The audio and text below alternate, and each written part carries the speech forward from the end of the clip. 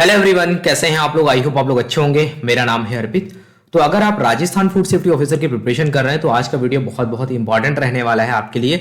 तो आज इस पर्टिकुलर वीडियो में हम बात करेंगे एग्रीकल्चर स्टैटिक्स के बारे में, यानी कि एग्रीकल्चर से रिलेटेड कुछ इंपॉर्टेंट डेटा के बारे में बात करेंगे, जिसमें हम स्पेशली राजस्थान पे भी फोकस करेंगे और हम जो हमारे कंट्री का ऑल ओवर जो डेटा है उसको भी हम देखेंगे कि कितना इंक्रीज हुआ है और कितना डिक्रीज हुआ है पिछले ईयर के कंपैरिजन में। ठीक है, इससे पहले मैंने एक और वीडियो बनाया था जिसमें हमने बात करी थी लाइव स्टॉक के बारे में। ठीक है, तो लाइव स्टॉक सेंसस आपके लिए बहुत इंपॉर्टेंट है। उस पर्टिकुलर सेंसस में आपको ये चीजें एटलीस्ट पता होनी चाहिए कि जो लाइव स्टॉक एनिमल है, ठीक है, उनमें आपको ये पता होना चाहिए कि इनका नंबर एटलीस्ट इंक्रीज हुआ है, कि इनका डिक्रीज हुआ है, और ऑल ओवर जो लाइव स्टॉक है उसका क्या स्टेटस है। पोल्ट्री का क्या स्टेटस है, पोल्ट्री का नंबर इंक्रीज हुआ है या डिक्रीज हुआ है। तो ये सारी चीजें आपको कहां से पता चलेंगी, ये सब जब आप लाइव स्टॉक सेंसस को पढ़ोगे तब आपको पता चलेंगी। इसके लिए ऑलरेडी मैंने एक वीडियो बनाया है, डिटेल में है, जो 1 घंटे से ऊपर है। उसको आप पढ़ो, 1 से 2 बार उस वीडियो को देखो और जो उसमें इंपॉर्टेंट चीजें लगती हैं आप उनको नोट डाउन करो, वो आपके लिए बहुत ज्यादा हेल्पफुल होगा। ठीक है, तो आज इस वीडियो में जो हम बात करेंगे, इसमें जो हम देखेंगे, इसमें हम एग्रीकल्चर स्टैटिक्स के बारे में देखेंगे। तो ये भी बहुत इंपॉर्टेंट रहने वाला है। इसमें एक तो देखो हम अपना इंडिया के बारे में देखेंगे, ठीक है, इंडिया को लेकर के देखेंगे। उसके बाद में स्पेशली हम राजस्थान के बारे में बात करेंगे और मेजर हम इसमें ये देखेंगे कि राजस्थान में जो कौन सा डिस्ट्रिक्ट है जिसमें प्रोडक्शन जो है वो सबसे ज्यादा है पर्टिकुलर क्रॉप का, और हम देखेंगे कि वहां पर एरिया कितना है, एरिया के हिसाब से उसका कितना नंबर है, एरिया के हिसाब से उसकी क्या रैंकिंग है, ये सब देखेंगे। और उस पर्टिकुलर एरिया में ईल्ड क्या है, यानी कि उस पर्टिकुलर अगर हम देखें कि 1 हेक्टेयर में वहां पर कितना ज्यादा प्रोडक्शन होता है तो उसको हम ईल्ड बोलते हैं। ठीक है, तो ईल्ड के बारे में हम देखेंगे। तो ये इंपॉर्टेंट चीजें जो है ना, इन सभी को हम इस पर्टिकुलर वीडियो में डिस्कस करने वाले हैं। तो बहुत इंपॉर्टेंट रहने वाला है, पूरा वीडियो देखना, वरना आपको प्रॉब्लम होगी बाद में। अब बार बार वीडियोस को देखोगे तो टाइम वेस्ट होगा, इधर उधर सर्च करोगे। और इसमें सबसे इंपॉर्टेंट चीज जो मैं बात करूंगा कि यहाँ हमने डेटा कहाँ से लिया है, ठीक है, वो बहुत इंपॉर्टेंट है, क्योंकि आप हो सकता है कि आप बहुत सारे वीडियोस में जाओगे तो आपको डिफरेंट डेटा देखने को मिलेगा। तो यहाँ पर जो ऑफिशियल वेबसाइट पे जो डेटा है उसका लिंक आपको डिस्क्रिप्शन में मिलेगा, आप जाकर के चेक कर पाओगे कि हाँ वहीं पर जो डेटा वहां पर अवेलेबल है वही डेटा हमने यहाँ डिस्कस किया। बस वहां पर क्या है कि बहुत ज्यादा कॉम्प्लेक्स हो जाती हैं चीजें, आपको सर्च करना पड़ता है, बट यहाँ पर क्या है कि थोड़ा सा हम उसको ईजी बना देते हैं जिससे आपको याद करने में आसानी हो और बहुत ज्यादा हैक्टिक ना रहे आपके लिए। आप इंपॉर्टेंट जो भी चीजें हैं उनके आप नोट्स बना लो, बस आपके एग्जाम के लिए जितना इनफ है उतना आप कर लो, क्योंकि ये सब डेटा में बहुत ज़्यादा टाइम आपको वेस्ट करने की ज़रूरत भी नहीं है। जितना इंपॉर्टेंट है उतना आप देखो, बाकी सारी रिपोर्ट लेकर के बैठने की ज़रूरत नहीं है। ठीक है, वीडियो को स्टार्ट करने से पहले एक इंपॉर्टेंट इन्फॉर्मेशन ये है कि अगर आप चैनल पर नए हो तो प्लीज़ चैनल को सब्सक्राइब कर लेना। स्पेशली अगर आप फूड सेफ्टी ऑफिसर की प्रिपरेशन कर रहे हो, तो स्टेट, कोई भी स्टेट हो या फिर आप सेंट्रल में FSSAI एग्जाम की प्रिपरेशन कर रहे हो, तो इंपॉर्टेंट जो अपडेट है एग्जाम को लेकर के वो आपको मिलते रहे। ठीक है, उसके बाद में ये जो हमारा इंस्टाग्राम का पेज है SWAEducation_official के नाम से, इस पे जरूर आप जुड़ो, कुछ इंपॉर्टेंट अपडेट होता है वहां पे मिल जाएगा। टेलीग्राम चैनल को आप जरूर ज्वाइन करो, यहाँ पर आपको इमीडिएटली कुछ नोटिस आता है, कुछ इंपॉर्टेंट इन्फॉर्मेशन आती है तो हम वहां पर शेयर कर देते हैं। ठीक है, तो चलिए अपने वीडियो को स्टार्ट करते हैं। तो एक और इंपॉर्टेंट बात, जो बहुत सारे लोग बोलते हैं नोट्स कहाँ से मिलेंगे, कैसे प्रिपरेशन करना है, तो नोट्स के लिए वीडियो तो हम प्रोवाइड कर ही रहे हैं। नोट्स के लिए आपको क्या करना है, ये 2 ई बुक है, एक में 500 पेजेस, एक में 600 पेजेस, इनको आप ले सकते हो। इनके लिए आपको क्या करना है, सिंपली SWAEducation का एंड्रॉयड ऐप है, प्ले स्टोर में जाकर के उसको डाउनलोड करना है और वहां से आपको ये सारे नोट्स जो हैं वो मिल जाएंगे। या फिर अगर कुछ इन्फॉर्मेशन लेनी है तो आप हमें व्हाट्सएप भी कर सकते हो। ठीक है, एक और इम्पॉर्टेंट बात कि कुछ जो फाइनली जो है असम फूड सेफ्टी ऑफिसर और त्रिपुरा का जो पेपर हुआ था, दोनों स्टेट का रिजल्ट डिक्लेयर हो गया है। तो यहाँ पर असम में कुछ कैंडिडेट सेलेक्ट हुए हैं, कुछ त्रिपुरा में सेलेक्ट हुए हैं। तो आप भी अगर ऐसे सिलेक्शन लेना चाहते हो तो आपको मेहनत करनी पड़ेगी। ठीक है, यहाँ पर क्या है, ऑनलाइन में आपका डिसिप्लिन बहुत ज़रूरी होता है ऑफलाइन के कंपैरिजन में, तो आपको अपनी तरफ से बहुत मेहनत करनी पड़ती है। हम नोट्स वगैरह कंटेंट तो प्रोवाइड कर देते हैं, लेकिन आपको पढ़ना पड़ेगा। तो अगर आप अच्छे से प्रिपरेशन करते हो तो एक दिन हो सकता है कि आप भी यहाँ पर, जिस तरीके से ये फोटो डिस्प्ले हो रहे हैं, तो आप भी यहाँ पर आ सकते हो। ठीक है, यानी कि आप जो भी आपका सपना है FSO बनने का, उसको आप पूरा कर सकते हो। ठीक है, तो अब हम बात करते हैं एग्रीकल्चर स्टैटिक्स के बारे में। तो यहाँ पर जो भी डेटा है वो मैंने कहाँ से लिया है, जो हमारा इकोनॉमिक सर्वे होता है वहाँ से मैंने डेटा लिया है। तो इकोनॉमिक सर्वे जो होता है वो हमारा बजट के जस्ट पहले रिलीज किया जाता है, ठीक है। जब भी हमारा बजट आता है फरवरी में, तो आप देखोगे कि उससे पहले इकोनॉमिक सर्वे जो है वो सेंट्रल गवर्नमेंट रिलीज करती है, ठीक है। तो यहाँ पर जो भी फाइनेंस डिपार्टमेंट होता है उसकी ये रिस्पॉन्सिबिलिटी होती है कि वो जो भी इकोनॉमिक सर्वे होता है उसको रिलीज करते हैं। तो यहाँ पर एग्रीकल्चर को लेकर के क्या स्टेटस रहा उसके बारे में यहाँ पर मेंशन है। तो इकोनॉमिक सर्वे में आप देखोगे कि जो प्राइमरी, सेकेंडरी, टर्सरी सभी सेक्टर के बारे में उनकी क्या ग्रोथ रही है, उसमें कितना इंक्रीज हुआ, कितना डिक्रीज हुआ, ये सारी चीजें मेंशन होती है, ठीक है। जैसे कि आप इंडस्ट्रियल सेक्टर बोल लो, ठीक है, चाहे एग्रीकल्चर सेक्टर हो चाहे वो सर्विस सेक्टर हो, सभी के बारे में मेंशन होता है, ठीक है। एग्रीकल्चर की बात करें तो जैसे कि जो भी क्रॉप वगैरह हो गई, ठीक है, तो ये सब किस में एग्रीकल्चर में आता है। उसके बाद में आप देखोगे जो फिशरीज है, लाइव स्टॉक है, डेयरी सेक्टर है, ये सभी कहीं ना कहीं एग्रीकल्चर का ही पार्ट है, जिसको हम क्या बोलते हैं, एलाइड सेक्टर बोलते हैं, ठीक है। तो यहाँ पर एग्रीकल्चर को लेकर एक इंपॉर्टेंट बात यह है कि अगर आप देखोगे कि जो 2 साल है, पास्ट 2 ईयर की अगर आप बात करोगे तो यहां पर एग्रीकल्चर में काफी अच्छा ग्रोथ देखने को मिला है। लेकिन यहां पर इंपॉर्टेंट बात यह है कि अगर आप 2020 के आसपास का सिनेरियो देखते हो तो हमारे कंट्री में कोविड सिचुएशन थी जो कि पूरे वर्ल्ड में थी। तो इसकी वजह से क्या हुआ था कि कई सारे सेक्टर जो थे बहुत ज्यादा इंपैक्ट पड़ा था उनके ऊपर, बहुत ज्यादा प्रभावित हुए थे वो, जिसकी वजह से जो भी चीजें थी आप देखोगे प्रोडक्शन पूरी तरीके से रुक गया था, ठीक है। उसके बाद में आप देखोगे कि सर्विस सेक्टर पूरी तरीके से ठप हो गया था। तो कहीं ना कहीं आप देखोगे कि बहुत ज़्यादा इकोनॉमिक लॉस हमें देखने को मिले थे। लेकिन आप एग्रीकल्चर सेक्टर में देखोगे कि वहाँ उस टाइम पर भी यहाँ पर ग्रोथ देखने को मिल रही है, ये बहुत इंपॉर्टेंट बात है, ठीक है। तो यहाँ पर आप देखोगे कि जो सेक्टर है, the sector which is the largest employer, तो एग्रीकल्चर सेक्टर जो है वो एक तरीके से क्या है, लार्जेस्ट एम्प्लॉयर है फॉर वर्कफोर्स। और यहाँ पर जब आप देखोगे कि टोटल अगर इसके साइज की बात करते हैं, अगर हम देखें तो 18.8% कंट्रीब्यूट करता है 2021 और 22 में, इस हिसाब से यहाँ पर निकल करके आता है डेटा। और उसके बाद में एक इंपॉर्टेंट बात यहाँ पर ये निकल के आती है कि जो ग्रॉस वैल्यू एडेड है यानी कि जीवीए ऑफ द कंट्री की अगर बात करें वो कितना रजिस्टर किया गया है, वो है 3.6% इन 2022 एंड 21 और 3.9% यहाँ पर देखने को मिलता है 2021 और 22 में, ठीक है। तो जीवीए का मतलब क्या है यहाँ पर, तो जीवीए का मतलब यानी कि gross value added. Suppose that कि एग्रीकल्चर का हम एक प्रोडक्ट मानते हैं, जैसे आलू की बात करते हैं, पोटैटो, तो ये एक क्या है कि ये एग्रीकल्चर प्रोड्यूस है, ठीक है। एग्रीकल्चर प्रोड्यूस मान लिया जो पोटैटो है, अब वो मार्केट में उसकी कॉस्ट हमने मान ली कि 20 रुपए है, ठीक है, 20 रुपए का वो है। उसके बाद में उसको हम जब प्रोसेसिंग करते हैं, उसकी प्रोसेसिंग करने के बाद में आप देखते हो कि मार्केट में चिप्स वगैरह हमें मिलते हैं, तो 60 रुपीज़ या 50 रुपीज़ की, सपोज दैट 50 रुपीज़ का हमें चिप्स मिलता है। तो यहाँ पर इसकी कॉस्ट थी 20 रुपए, लेकिन अब वो मिल रहा है हमें 50 रुपए का, 50 रुपीज़ का। यहाँ पर 30 रुपीज़ का क्या हो गया है, एक तरीके से वैल्यू ऐड हो गई है, ठीक है। तो इसी को हम क्या बोलते हैं, ग्रॉस वैल्यू एडेड बोलते हैं, जिसको हम जीवीए बोलते हैं, ठीक है। तो इसको जब हम बड़े लेवल पे यूज करते हैं तो कई तरीके से इसको हम देख सकते हैं, ठीक है। मैंने आपको जस्ट एक एग्जांपल के लिए बताया।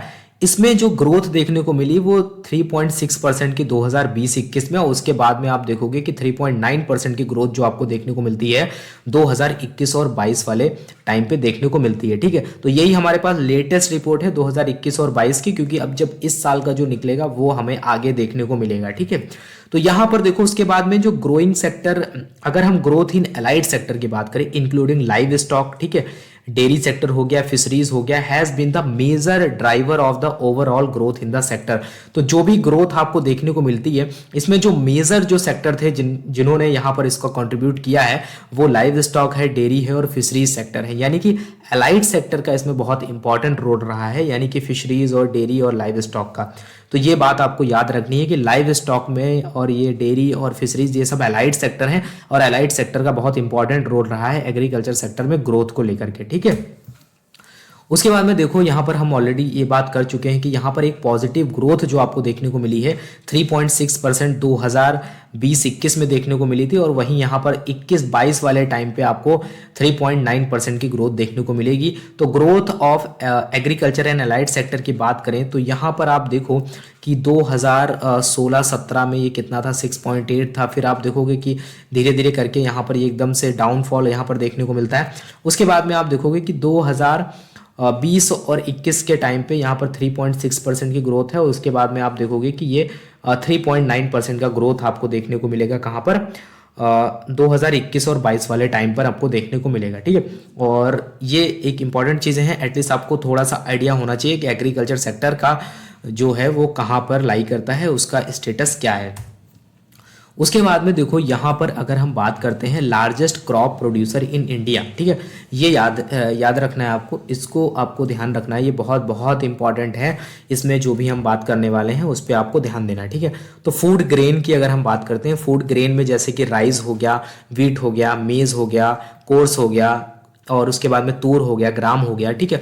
कोर्स यानी कि मोटे अनाज हो गए, ठीक है। तूर यानी कि पल्सेस की बात हो रही है यहाँ पर। तो यहाँ पर देखो अगर हम फूड ग्रेन की बात करते हैं तो देखो अगर फूड ग्रेन की बात करते हो तो यहाँ पर एग्जैक्ट आपको प्रोडक्शन तो याद रखने की ज़रूरत नहीं है, लेकिन इंपॉर्टेंट ये आपको पता होना चाहिए कि जो स्टेट है उसकी रैंकिंग क्या है, कि कौन सा स्टेट नंबर 1 पर है। तो यहाँ पर जो हम टॉप 3 प्रोड्यूसर हैं उनके बारे में देखेंगे, तो एटलीस्ट आपको जो नंबर 1 पे है, नंबर 2 पे है, नंबर 3 पे याद होना चाहिए। अगर कहीं पर राजस्थान की क्या रैंकिंग है ये बहुत इंपॉर्टेंट है, अगर वो पहले, दूसरे या तीसरे नंबर में आता है तब ज़्यादा इंपॉर्टेंट है, ऐसे इतना ज़्यादा याद रखने की ज़रूरत नहीं है आपको, ठीक है। तो फूड ग्रेन में अगर सबसे पहले हम राइस की बात करते हैं तो इन केस ऑफ राइस जो है वो वेस्ट बंगाल जो है वो नंबर 1 पे आता है प्रोडक्शन में, ठीक है।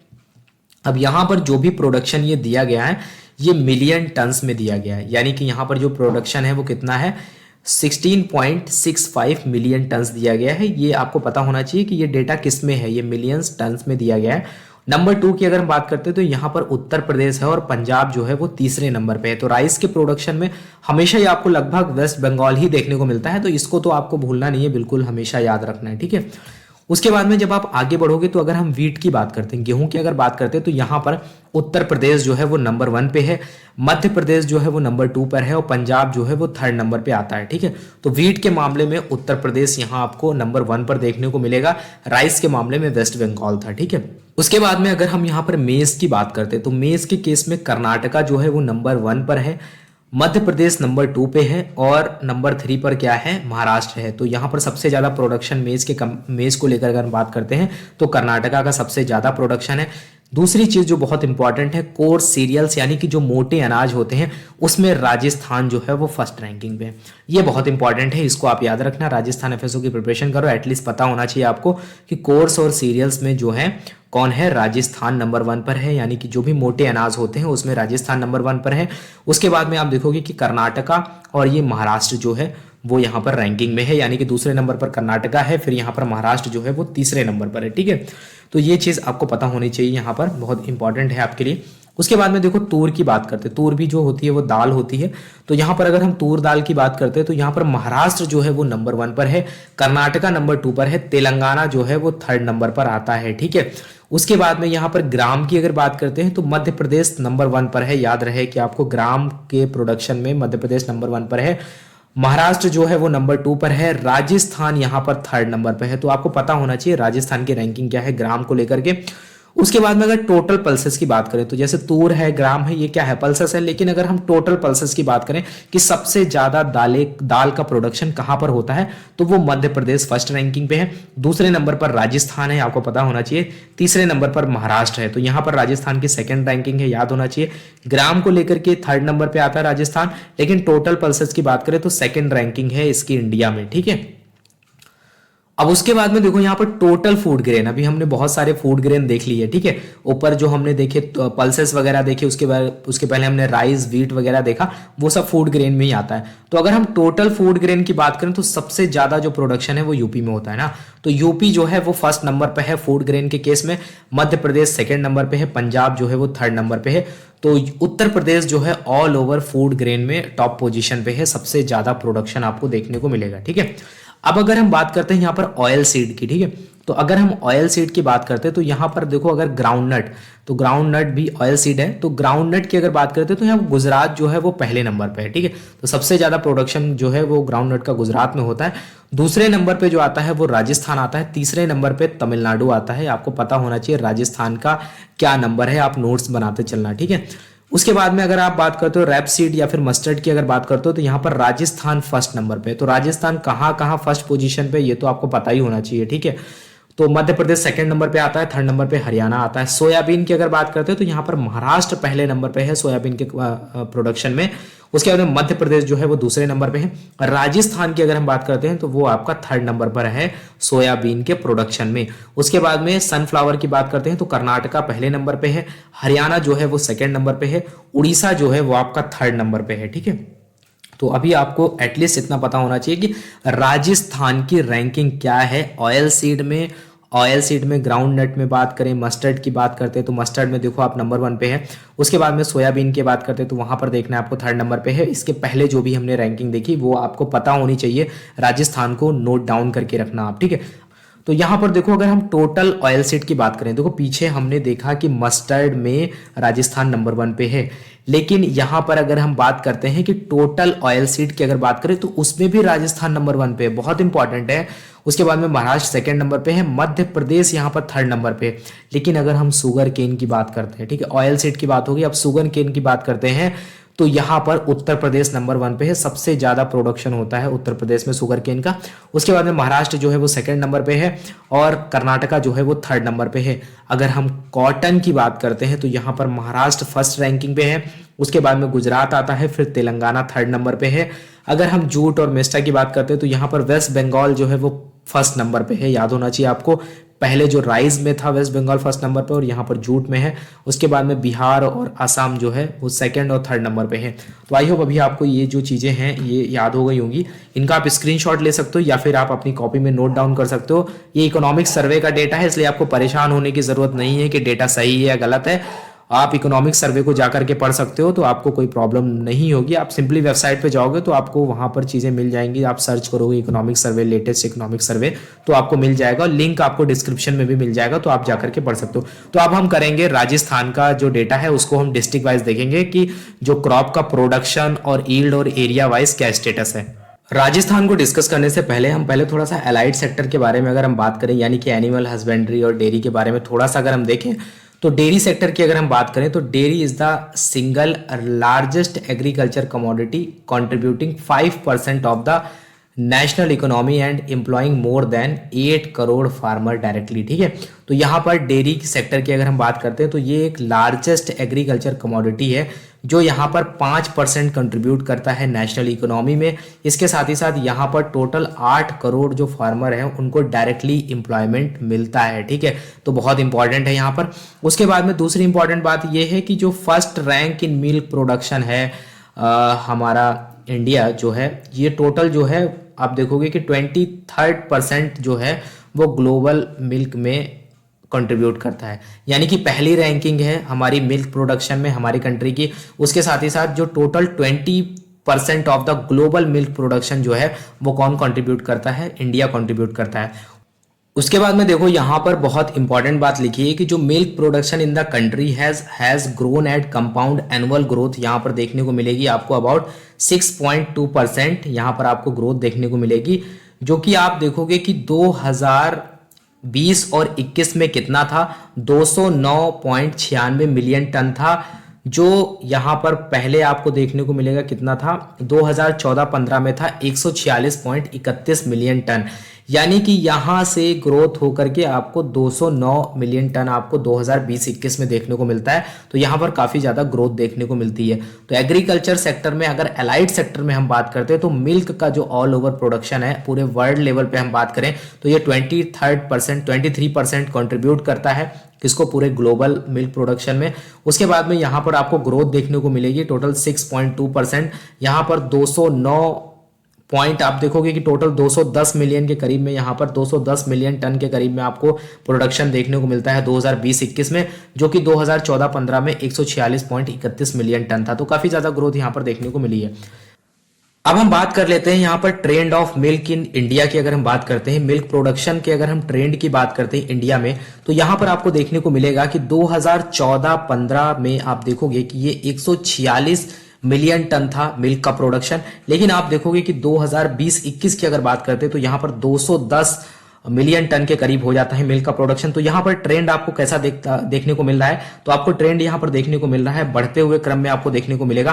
क्योंकि यहाँ पर आप देखोगे 146 से 155, 165, 176, फिर 187 और सीधे यहाँ पर आपको 210 मिलियन टन देखने को मिलता है। ठीक है, तो इससे आपको पता चलता है कि जो मिल्क का प्रोडक्शन है उसमें आपको काफी ज्यादा इंक्रीज देखने को मिलता है। एक तरीके से आप देखोगे कि कहीं पर भी आपको एक डिक्रीज पॉइंट देखने को नहीं मिल रहा है, यहाँ पर एक कॉन्टिन्यूअस ग्रोथ देखने को मिल रही है आपको, ठीक है। उसके बाद में देखो आगे अगर हम यहाँ पर बात करें तो यहाँ पर देखो ये वीडियो ऑलरेडी मैंने पहले अपलोड किया था, लेकिन यहाँ पर थोड़ा सा ग्राफ को इंटरप्रिटेट करने पे थोड़ा सा जो कलर का है वो एक्सचेंज हुआ था, इस वजह से मैं इसको दोबारा से अपलोड कर रहा हूं। तो आई होप जो लोग पहले इस वीडियो को देख चुके होंगे, तो अगर आपको लग रहा है इसको दोबारा क्यों अपलोड किया जा रहा है, तो यहाँ पर जो मेजर चेंज था, अगर बहुत लोगों ने नोटिस किया होगा और एक लोग ने कमेंट किया था तब हमने इसको नोटिस किया, तो इसको हम दोबारा से यहाँ पर डिस्कस कर लेते हैं, ठीक है। तो यहाँ पर देखो दो टर्म है, एक यहाँ पर देखो जो बात हो रही है कि अगर हम all India per capita availability of milk की अगर हम बात करते हैं तो वो है 427 ग्राम पर डे इन 2020-21, ठीक है। तो यहाँ पर कैपिटा का मतलब ये होता है कि पर पर्सन की बात हो रही है कि कितना मिल्क हमारे कंट्री में पर पर्सन के अकॉर्डिंग अवेलेबल है, ठीक है। तो उसके अकॉर्डिंग यहाँ पर आप देखो जो डेटा दिया गया है कि inter state variability in milk production की, यहाँ पर दो डेटा है, एक तो यहाँ पर स्टेट वाइज मिल्क प्रोडक्शन की बात हो रही है और दूसरी यहाँ पर जो बात हो रही है वो per capita availability of milk की बात हो रही है, ठीक है। तो इस ग्राफ में जब आप देखोगे तो यहाँ पर जो ब्लू बार आपको देखने को मिलेगा वो ये इंडिकेट कर रहा है कि यहाँ पर मिल्क के प्रोडक्शन को बता रहा है। फिर अगर आप यहाँ पर देखोगे ये जो आपको ग्रीन लाइंस दिख रही हैं ये इंडिकेट कर रही हैं पर कैपिटा अवेलेबिलिटी की, ठीक है। तो यहाँ पर दो चीजें आपको याद रखनी है। जब आप यहाँ पर देखोगे कि अगर हम स्टेट वाइज डेटा देखते हैं तो उत्तर प्रदेश का जो मिल्क प्रोडक्शन है वो सबसे ज्यादा है। उसके बाद में आप देखोगे कि राजस्थान का भी मिल्क प्रोडक्शन काफी ज्यादा है, यानी कि आप देखोगे कि उत्तर प्रदेश से जस्ट थोड़ा सा कम यहाँ पर आपको देखने को मिलता है। तो पहले नंबर पे अगर आप देखोगे तो उत्तर प्रदेश का जो मिल्क प्रोडक्शन है वो सबसे ज्यादा है। उसके बाद में अगर आप यहाँ पर देखोगे तो राजस्थान का मिल्क प्रोडक्शन सबसे ज्यादा आपको देखने को मिलेगा। दूसरी इंपॉर्टेंट चीज अगर आपसे पूछा जाता है कि पर कैपिटा अवेलेबिलिटी की बात करते हैं तो यहां पर आप देखोगे कि पंजाब का पर कैपिटा अवेलेबिलिटी सबसे ज्यादा है। दूसरे नंबर पर अगर आप यहां पर देखोगे तो हरियाणा का पर कैपिटा अवेलेबिलिटी आपको सबसे ज्यादा देखने को मिलेगा। तो दो स्टेट आपको याद रखने, यहां पर पंजाब और हरियाणा का पर कैपिटा अवेलेबिलिटी सबसे ज्यादा है। प्रोडक्शन वाइज अगर आप देखोगे तो राजस्थान का जो प्रोडक्शन है वो दूसरे नंबर पे है और पहले नंबर पे यहां पर उत्तर प्रदेश में मिल्क प्रोडक्शन सबसे ज्यादा है। अब उसके बाद में हम देख लेते हैं एग एंड मीट प्रोडक्शन के बारे में। तो यहां पर अगर हम बात करते हैं अकॉर्डिंग टू FAO स्टैट, यानी कि फूड और एग्रीकल्चर ऑर्गेनाइजेशन है, उसका जो स्टैटिक्स होता है, उसका जो डेटा वो रिलीज करते हैं, तो उसके अकॉर्डिंग अगर हम बात करते हैं तो यहां पर इंडिया की रैंक अगर हम बात करते हैं इन एग प्रोडक्शन, ठीक है, तो वो कितनी है, 3rd रैंक है ऑल ओवर वर्ल्ड में। उसके बाद में 8th रैंक जो है वो है किसके प्रोडक्शन में, मीट के प्रोडक्शन में, ठीक है। तो एग को लेकर के अगर हम बात करते हैं तो 3rd रैंकिंग है ऑल ओवर द वर्ल्ड और 8th नंबर पे आता है मीट प्रोडक्शन में कौन, हमारा कंट्री, ठीक है। उसके बाद में देखो यहां पर अगर हम egg production in the country has increased from 78.48 billion है, ठीक है, मिलियन नहीं है बिलियन है, याद रखना, ठीक है। कितना, किस ईयर की बात हो रही है, 2014-15 में। उसके बाद में ये इंक्रीज हो जाता है 122.11 बिलियन, ये नंबर्स दिए गए हैं, एग नंबर्स दिए गए हैं इन 2020-21, ठीक है। तो यहां पर आपको बहुत ज्यादा एक तरीके से क्या देखने को मिलता है, चेंजेस देखने को मिलता है, यानी कि बहुत ज्यादा इंक्रीज हुआ है। ये 78 बिलियन से सीधे 122 बिलियन हो जा रहा है, ठीक है। तो उसके बाद में यहाँ पर अगर हम और इंपॉर्टेंट चीजें देखें तो यहाँ पर देखो क्या है कि जो per capita availability of egg अगर हम बात करते हैं तो यहाँ पर 91 एग पर एनम इन 2020-21 की बात हो रही है, ठीक है। तो यहाँ पर कैपिटा अगर हम बात करते हैं तो 91 है। उसके बाद में अगर हम बात करते हैं यहाँ पर meat production in the country has increased from 6.69 यानी कि 7 मिलियन टन्स इन 2014 और 15 में था, वो बढ़ के हो जाता है 8 पॉइंट, यानी कि अप्रॉक्स आप मान सकते हो कि 9 मिलियन टन इन 2020-21, ठीक है। तो यहां पर भी लगभग 7 से 9 के करीब जा रहा है, करीब 2 मिलियन टन्स का यहां पर आपको इंक्रीज देखने को मिल रहा है, ठीक है। तो आई होप अभी आपको ये आइडिया हो गया होगा कि जो एलाइड सेक्टर है उनका क्या स्टेटस है, इतना आपको जान लेना है बस। बाकी हम अभी राजस्थान के लेकर के स्पेशल डेटा जो है उसकी बात करेंगे, स्पेशली क्रॉप को लेकर के।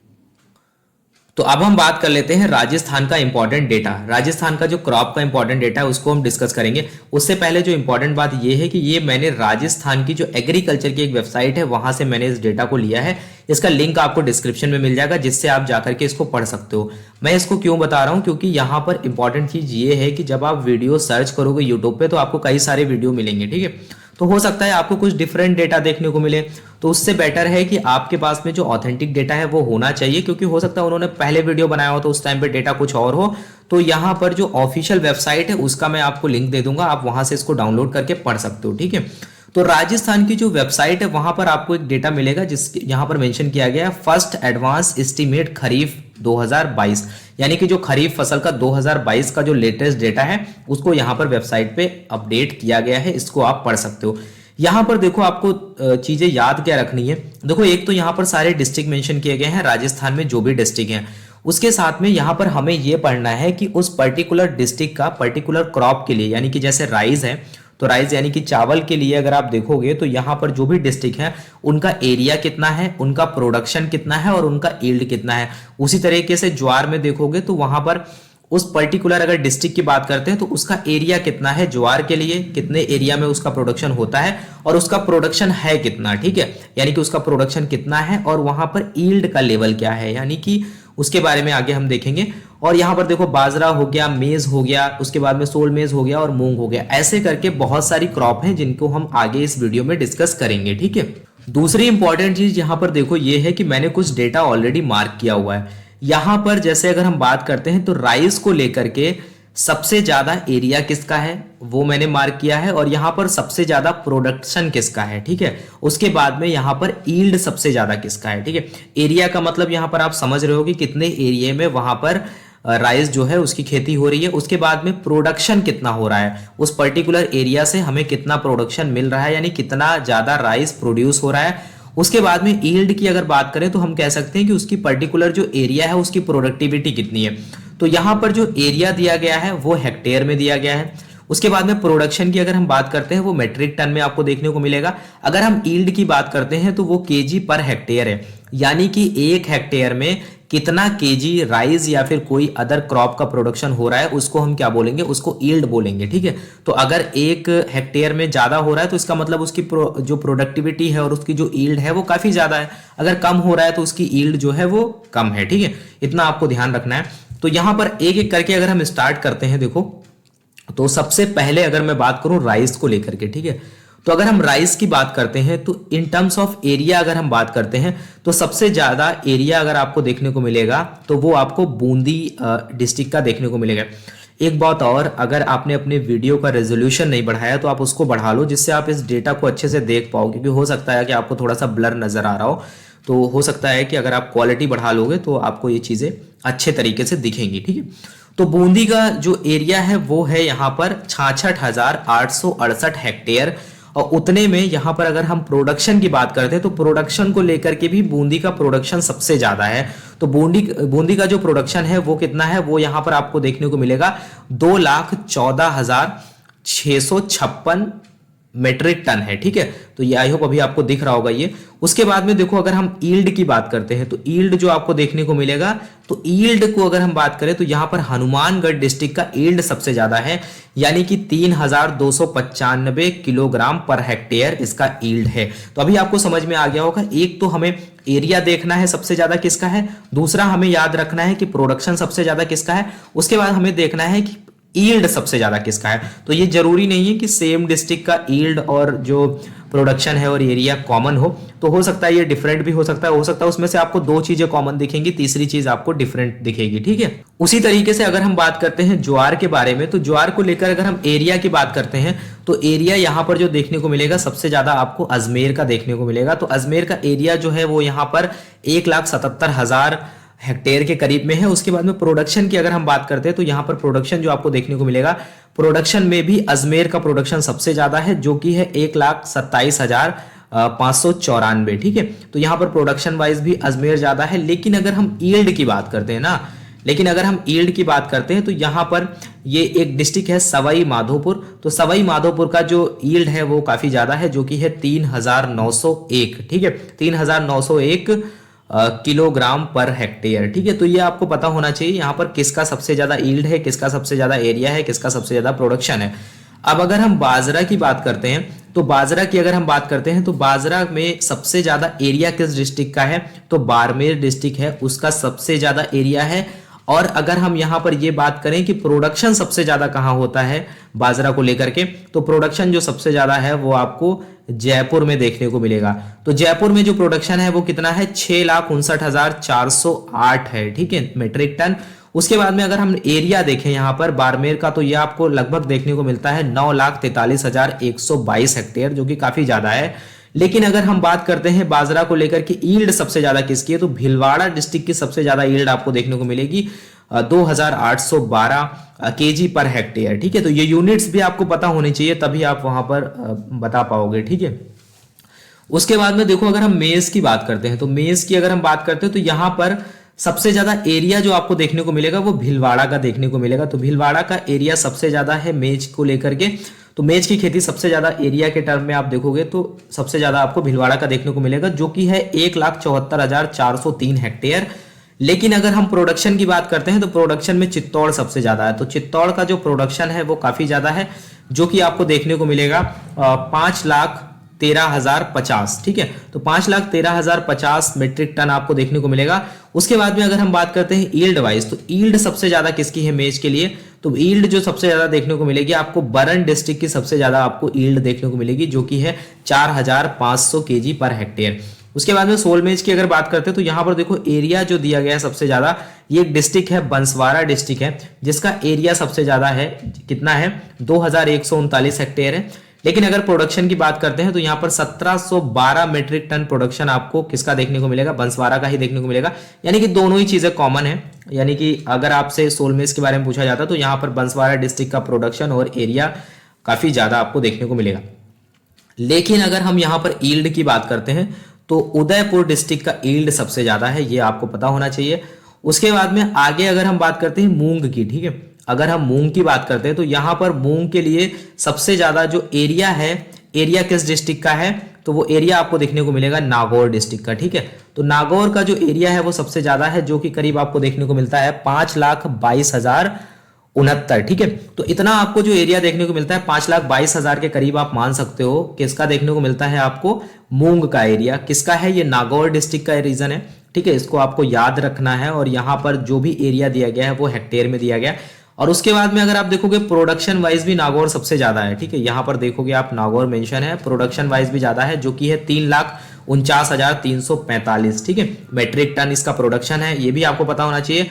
उसके बाद में अगर हम यहाँ पर देखो एक चीज और बात करते हैं कि सीकर डिस्ट्रिक्ट है, उसका यहाँ पर ईल्ड काफी ज्यादा है, जो कि 785 है। तो ईल्ड वाइज कौन है, सीकर सबसे ज्यादा है। तो अभी तक हमने राइस, ज्वार, बाजरा, मेज, सोल मेज, मूंग, इन सभी का डेटा हमने डिस्कस कर लिया। अब हम आगे बढ़ते हैं, कुछ और क्रॉप हैं जो आपके लिए इंपॉर्टेंट है, जैसे कि मोट, ठीक है। तो यहां पर भी सेम हम उसी तरीके से डिस्कस करेंगे। तो मोट को लेकर के अगर हम बात करते हैं तो यहां पर देखो एरिया वाइज अगर हम बात करते हैं तो एरिया सबसे ज्यादा आपको बीकानेर का देखने को मिलेगा। तो बीकानेर का एरिया सबसे ज्यादा है, जो कि आपको देखने को मिलेगा 4,32,781 हेक्टेयर। लेकिन अगर हम बात करते हैं प्रोडक्टिविटी की, यानी कि प्रोडक्शन की बात करते हैं, प्रोडक्टिविटी का मतलब ईल्ड हो गया, प्रोडक्शन का मतलब कितना ज्यादा प्रोड्यूस हो रहा है। तो ठीक है, दोनों में डिफरेंस है, तो आप कंफ्यूज मत होइएगा। तो यहां पर अगर हम प्रोडक्शन की बात करते हैं तो बामेर का प्रोडक्शन काफी ज्यादा है, ठीक है। तो यहां पर बामेर का जो प्रोडक्शन है वो है 1,12,201 मीट्रिक टन के करीब। लेकिन अगर हम ईल्ड की बात करते हैं यहां पर, ठीक है, तो ये जालोर नाम का जो डिस्ट्रिक्ट है, इसका ईल्ड सबसे ज्यादा है, 622 केजी पर हेक्टेयर है, ठीक है। उसके बाद में दूसरी जो क्रॉप है वो उड़द की अगर हम बात करते हैं तो उड़द की अगर हम यहां पर बात करते हैं तो देखो उड़द को लेकर के एरिया सबसे ज्यादा जो है वो बूंदी का है, ठीक है। तो बूंदी का देखा था आपने, राइस में भी काफी ज्यादा था एरिया, यानी कि एरिया भी ज्यादा था, प्रोडक्शन भी ज्यादा था। लेकिन उड़द के लिए भी यहाँ पर है, तो बहुत इंपॉर्टेंट है, बूंदी आपको याद होना चाहिए। यहाँ पर कितना है, 52,992 हेक्टेयर एरिया है बूंदी का उड़द के लिए, जो कि सबसे ज्यादा है। उसके बाद में अगर प्रोडक्शन की बात करते हैं तो 50,709 मीट्रिक टन है बूंदी का, जो कि सबसे ज्यादा है। और अगर ईल्ड की बात करते हैं तो बरन जो डिस्ट्रिक्ट है उसका ईल्ड सबसे ज्यादा है, जो कि है 1200 केजी पर हेक्टेयर। उसके बाद में अगर हम बात करते हैं चौला की, तो चौला की अगर हम बात करते हैं तो यहां पर आप बात करोगे तो झुंझुनू नाम का जो डिस्ट्रिक्ट है उसका जो एरिया है वो सबसे ज्यादा है, कितना है, 34,559 आपको देखने को मिलेगा, 559 हेक्टेयर देखने को मिलेगा। उसके बाद में अगर हम यहां पर बात करते हैं प्रोडक्शन वाइज अगर हम जाते हैं तो प्रोडक्शन कितना है, 26,438 प्रोडक्शन आपको देखने को मिलेगा। उसके बाद में अगर हम यहाँ पर यील्ड की बात करते हैं तो यील्ड जो आपको है वो सबसे ज्यादा सीकर डिस्ट्रिक्ट का देखने को मिलेगा, जो कि 740 केजी पर हेक्टेयर है। ठीक है, तो अभी तक हमने इसको डिस्कस किया। अब यहाँ पर अगर हम बात करते हैं तूर की, अगर हम बात करते हैं तो तूर का अगर हम देखेंगे तो यहाँ पर एरिया सबसे ज्यादा जो देखने को मिलेगा आपको बंसवाड़ा डिस्ट्रिक्ट का एरिया भी सबसे ज्यादा है, जो कि 3704 हेक्टेयर। अगर हम प्रोडक्शन वाइज जाते हैं तो 3334 मेट्रिक टन प्रोडक्शन भी सबसे ज्यादा आपको इसका बंसवाड़ा का ही देखने को मिलेगा। तो आई होप अभी आपको ये चीज समझ में आ गई। लेकिन अगर हम यहाँ पर यील्ड वाइज जाते हैं तो यहाँ पर भरतपुर की यील्ड सबसे ज्यादा है तूर को लेकर के, तो आपको ये पता होना चाहिए। उसके बाद में यहाँ पर जो अदर हैं उसके लिए अगर हम बात करते हैं तो यहाँ पर आप देखोगे कि जो भीलवाड़ा डिस्ट्रिक्ट है उसका जो है एरिया सबसे ज्यादा है, प्रोडक्शन भी ज्यादा है। और अगर हम यील्ड की बात करते हैं तो यहाँ पर जो आपका डूंगरपुर है ना उसका जो यील्ड काफी ज्यादा है। ठीक है, तो अदर की कैटेगरी में आप देख सकते हो। ठीक है, तो यहाँ पर आपने देख लिया। उसके बाद में कुछ और इंपॉर्टेंट क्रॉप जो है वो बच जाती हैं, इनको आप नोट करते चलना है। कम से कम जो इंपॉर्टेंट डेटा यहाँ से निकल के आ रहा है कि सबसे ज्यादा प्रोडक्शन और एरिया और यील्ड किसका है, ये एटलीस्ट आपको पता होना चाहिए पर्टिकुलर क्रॉप के लिए। बाकी सारी चीजें तो आप याद नहीं रख पाओगे, बाकी आप पढ़ने के लिए एक बार पढ़ सकते हो। तो यहाँ पर देखो अगर हम बात करते हैं ग्राउंड नट की, ठीक है, तो अगर हम ग्राउंड नट की बात करते हैं तो यहाँ पर एरिया वाइज अगर देखोगे तो बीकानेर का एरिया सबसे ज्यादा है, जो कि है 2,22,270 हेक्टेयर। लेकिन अगर हम यहीं पर प्रोडक्शन वाइज जाते हैं तो आप देखोगे कि प्रोडक्शन भी बीकानेर का ही सबसे ज्यादा है। ठीक है, तो आपको याद होना चाहिए। तो ये आपको देखने को मिलेगा 6,49,000 के करीब में आपको देखने को मिलेगा मेट्रिक टन के करीब में। उसके बाद में अगर हम यील्ड देखते हैं ग्राउंड नट की, अगर हम यील्ड की बात करते हैं तो यहाँ पर जो सीकर डिस्ट्रिक्ट है उसका यील्ड काफी ज्यादा है, 2,763 केजी पर हेक्टेयर है। उसके बाद में अगर हम सेसमम की बात करते हैं तो सेसमम एरिया वाइज अगर आप देखोगे ना तो यहाँ पर पाली नाम को जो डिस्ट्रिक्ट है उसका एरिया सबसे ज्यादा है, जो कि है 81,350 हेक्टेयर। लेकिन अगर हम यहाँ पर अगर हम दूसरी चीज बात करते हैं प्रोडक्शन की, तो प्रोडक्शन की अगर बात करोगे तो प्रोडक्शन वाइज भी पाली सबसे ज्यादा है, जिसका आपको एरिया देखने को मिलेगा करीब 33,000 मेट्रिक टन यानी प्रोडक्शन देखने को मिलेगा। उसके बाद में अगर हम यहाँ पर यील्ड की बात करते हैं तो यहाँ अलवर जो डिस्ट्रिक्ट है उसका यील्ड सबसे ज्यादा है, 674 केजी पर हेक्टेयर आपको देखने को मिलेगा। ठीक है, उसके बाद में अगर हम यहाँ पर सोयाबीन की बात करते हैं तो सोयाबीन की अगर बात करते हैं तो एरिया वाइज अगर आप देखोगे तो यहाँ पर बरन जो डिस्ट्रिक्ट है उसका एरिया सबसे ज्यादा है, जो कि है 2,54,486 ठीक है हेक्टेयर है। उसके बाद में अगर प्रोडक्शन की बात करोगे तो भी बरन का सबसे ज्यादा है, जो कि आपको देखने को मिलेगा 4,58,000 के करीब में। ठीक है, तो 4,58,000 मेट्रिक टन इसका प्रोडक्शन है। और सोयाबीन के केस में अगर हम यील्ड की बात करते हैं तो यहाँ पर जो डिस्ट्रिक्ट आपको देखने को मिलेगा झुंझुनू देखने को मिलेगा, यानी कि झुंझुनू में आपको 3,611 केजी पर हेक्टेयर के हिसाब से यील्ड देखने को मिलेगी, जो कि बाकी के कंपैरिजन में काफी ज्यादा है। फिर यहाँ पर देखो अगर हम बात करते हैं यहाँ पर कैस्टर सीड की अगर बात करते हैं तो यहाँ पर देखो जो डेटा आपको देखने को मिलेगा एरिया वाइज अगर आप बात करोगे तो जालौर नाम को जो डिस्ट्रिक्ट है उसका सबसे ज्यादा एरिया आपको देखने को मिलेगा, जो कि आपको 48,580 हेक्टेयर देखने को मिलता है। प्रोडक्शन की अगर हम बात करते हैं तो यहाँ पर वो भी आपको सेम डिस्ट्रिक्ट का देखने को मिलेगा, यानी कि जालौर का देखने को मिलेगा। तो यहाँ पर आप देखोगे कि करीब 97,000 के करीब में मेट्रिक टन के करीब आपको प्रोडक्शन देखने को मिलेगा। उसके बाद में अगर आप यहाँ पर यील्ड की बात करोगे ना तो यील्ड भी आपको यहाँ जालौर की सबसे ज्यादा देखने को मिलेगी 2,000 केजी पर हेक्टेयर। लेकिन और भी डिस्ट्रिक्ट हैं जिनका यील्ड सेम है, जैसे कि हनुमानगढ़ का भी यील्ड सेम आपको देखने को मिलेगा। तो ये बात आपको पता होनी चाहिए। उसके बाद में कुछ डेटा और बच जाता है, अगर हम उसकी भी बात कर ले, इंपॉर्टेंट है आपके एग्जाम के लिए, तो इन सभी को आप नोट करते रहना, एक पेज पे नोट कर लेना, बस आपको उसी को मल्टीपल टाइम रिवाइज करना है। तो अगर हम शुगर केन की बात करते हैं तो शुगर केन की अगर हम एरिया वाइज बात करते हैं राजस्थान में तो ये जो गंगानगर डिस्ट्रिक्ट है इसका एरिया सबसे ज्यादा है, जो कि है 2,539 हेक्टेयर। उसके बाद में देखो अगर हम यहाँ पर ये बात करते हैं कि प्रोडक्शन वाइज अगर हम जाते हैं तो प्रोडक्शन वाइज देखोगे कि 2,40,292 हनुमानगढ़ का ये प्रोडक्शन है, जो कि सबसे ज्यादा है अदर डिस्ट्रिक्ट के कंपैरिजन में। तो ये भी किसमें है, मेट्रिक टन में है। उसके बाद में अगर आप यील्ड की बात करते हो शुगर केन के लिए तो यहां पर आप देखोगे कि जो हनुमानगढ़ डिस्ट्रिक्ट है उसका यील्ड सबसे ज्यादा है, जो कि है 97,143। ठीक है, उसके बाद में देखो दूसरी बात जो क्रॉप आती है, मोस्ट इंपॉर्टेंट क्रॉप है ये भी, कॉटन की अगर हम बात करते हैं तो कॉटन के लिए देखो यहाँ पर हनुमानगढ़ का जो एरिया है वो सबसे ज्यादा है, यानी कि ये करीब आपको देखने को मिलेगा 2,04,000 के करीब देखने को मिलेगा, 2,05,000 समथिंग आप मान सकते हो हेक्टेयर के करीब एरिया है। उसके बाद में यहाँ पर अगर आप बात करोगे कि प्रोडक्शन वाइज भी हनुमानगढ़ सबसे ज्यादा है, जो आपको देखने को मिलेगा काफी ज्यादा प्रोडक्शन है, 9,99,891 मेट्रिक टन आपको देखने को मिलता है। उसके बाद में अगर आप ईल्ड वाइज देखोगे तो यहाँ पर गंगानगर की ईल्ड सबसे ज्यादा है। तो यहाँ पर कुछ ये आसपास के हैं दोनों के लिए, शुगर केन और कॉटन के लिए, इनको आपको याद रखना है। उसके बाद में अगर हम बात करते हैं गौर सीट के बारे में, तो गौर सीट को लेकर के अगर हम बात करें एरिया वाइज, तो यहाँ पर जो बीकानेर डिस्ट्रिक्ट है उसका एरिया सबसे ज्यादा है, जो कि आपको देखने को मिलेगा 7,30,800 के करीब में इसका हेक्टेयर में एरिया दिया गया है। उसके बाद में अगर प्रोडक्शन की बात करोगे तो प्रोडक्शन वाइज भी बीकानेर सबसे ज्यादा है। ये आपको डेटा जो देखने को मिलेगा वो मिलेगा 1,94,600 के करीब में देखने को मिलेगा, यानी कितना मेट्रिक टन प्रोडक्शन यहाँ पर होता है। उसके बाद में अगर हम यहाँ पर ईल्ड की बात करें तो यहाँ पर करौली नाम का एक डिस्ट्रिक्ट है जिसका ईल्ड सबसे ज्यादा है, जो कि 1737 है, 1737 केजी पर हेक्टेयर है। तो ये आपको पता होना चाहिए। बाकी यहाँ पर अदर का डेटा दिया गया है। तो ये कुछ इंपॉर्टेंट जो क्रॉप है, आई होप, जैसे शुगर केन है, कॉटन है, और उसके बाद में तूर है, मूंग है, राइस है, तो इन सभी का जो डेटा है वो हमने डिस्कस कर लिया। तो अभी आपको डेटा को लेकर के कोई प्रॉब्लम नहीं होगी। तो इसमें जो भी हमने डिस्कस किया आप दोबारा से वीडियो देखना, और इंपॉर्टेंट जो भी नंबर्स हैं उनको आप नोट डाउन कर लेना, एक टेबल बना लेना पर्टिकुलर क्रॉप के लिए, हर क्रॉप के लिए कौन किसका प्रोडक्शन सबसे ज्यादा है, किसका ईल्ड सबसे ज्यादा है, और किसका यहाँ पर आपको एरिया सबसे ज्यादा किसका है। ठीक है, तो ये कुछ इंपॉर्टेंट चीजें हैं जिनको आपको ध्यान रखना है अपने एग्जाम पॉइंट ऑफ व्यू से। बाकी इस पीडीएफ को पढ़ने के लिए आपको ये टेलीग्राम पे मिल जाएगी हमारे सॉ एजुकेशन के, या फिर आप चाहो तो इसको मतलब ऑफिशियल वेबसाइट से डाउनलोड करके भी पढ़ सकते हो। तो थोड़ा सा चीजें इजी बनाने के लिए मैंने इसको ऑलरेडी मार्क कर रखा था। तो आई होप अभी आपको जो इंपॉर्टेंट डेटा है क्रॉप को लेकर के, उसको लेकर कोई इशू नहीं होगा। नया डेटा जो भी आएगा उसको हम नेक्स्ट वीडियो में कवर करेंगे। तो अभी तक यही डेटा जो है जो आपके लिए इंपॉर्टेंट है। जनरली क्वेश्चन इन्हीं क्रॉप से पूछे जाते हैं। ठीक है, तब तक के लिए thank you, have a nice day, मिलते हैं नेक्स्ट वीडियो में।